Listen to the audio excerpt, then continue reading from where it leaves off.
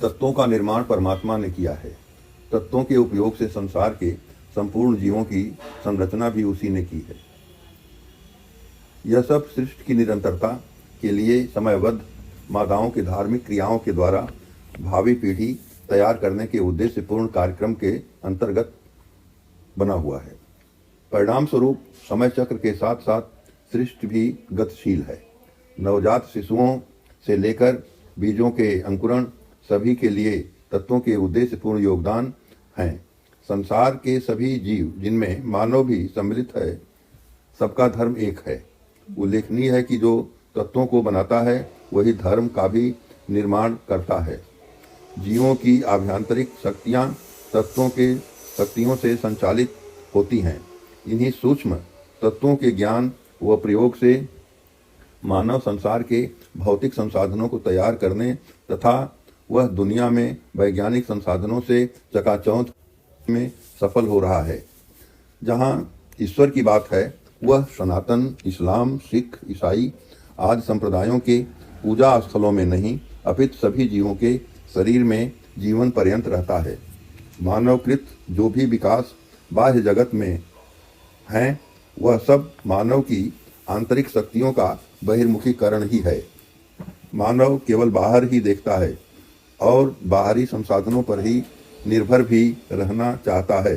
स्वयं में अज्ञानता बस देखने में अर्थात आत्मनिरीक्षण करने में अनभिज्ञ है, जबकि मानव के अंदर संसार के सारे वैभवों से प्राप्त होने वाले सुख से ज़्यादा सुख व आनंद विद्यमान हैं, जिन्हें वह दुनिया के बाजार में ढूंढता फिरता है।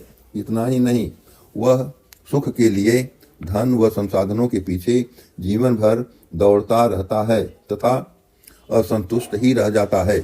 सारे सुख आनंद की सुविधाएं मानव शरीर में विद्यमान हैं। साधना के अभाव में उन्हें वह प्राप्त नहीं कर पाता है। यही कारण है कि उसकी तिजोरी आनंद से परिपूर्ण होने के बावजूद वह सदैव असंतुष्ट होकर अभावग्रस्त जीवन जीता है। मानव मन की गति का अन्य कोई भी मानवकृत साधन मुकाबला नहीं कर सकता है।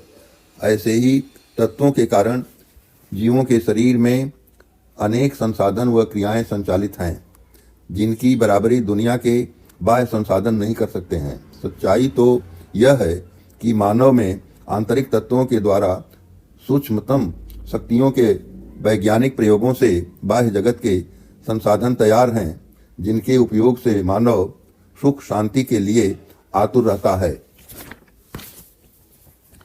तथा इनसे क्षणिक नैसर्गिक सुख व शांति ही प्राप्त होती है।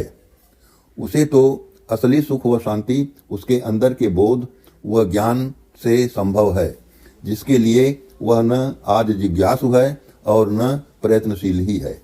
बाहर का संसार मानव के अंदर की विशेषताओं पर निर्भर है, जिनके निर्माण में मानव तथा प्राकृतिक घटनाओं के महत्वपूर्ण योगदान है। परंतु आनंद सुख के संसाधन अर्थात तत्वों की व्यवस्था तो मानव के अंदर परमात्मा ने किया हुआ है, जहाँ उसके अंश तत्वों के रूप में विद्यमान रहते हैं तथा तत्वों के ही कारण जीव बढ़ता फूलता और फलता रहने से भविष्य के लिए अपनी अपनी प्रजातियों के दायित्वों का निर्वहन करते हुए सब छोड़कर तत्वों में ही विलीन हो जाता है। ईश्वर जीवों के शरीर में रहता है। जिन तत्वों को उसने बनाया है उनके घेरे में ही सुरक्षित रहता है। उसे बाहर पूजा स्थलों में ढूंढना मूर्खता है तथा अपने अमूल्य समय बर्बाद करना है।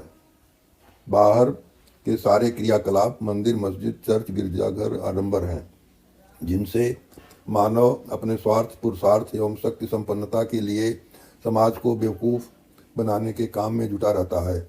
ईश्वर की तत्वों के रूप में उपस्थिति से ही जीवों को असीम शक्तियाँ प्राप्त हैं, जिन्हें मानव साधना तथा आत्मज्ञान से युक्त होकर समझ और देख पाता है और इस प्रकार मानव तन प्राप्त करने का उद्देश्य पूर्ण करने में सफल हो जाता है, अर्थात वह जन्म मृत्यु के बंधनों से अवमुक्त हो जाता है।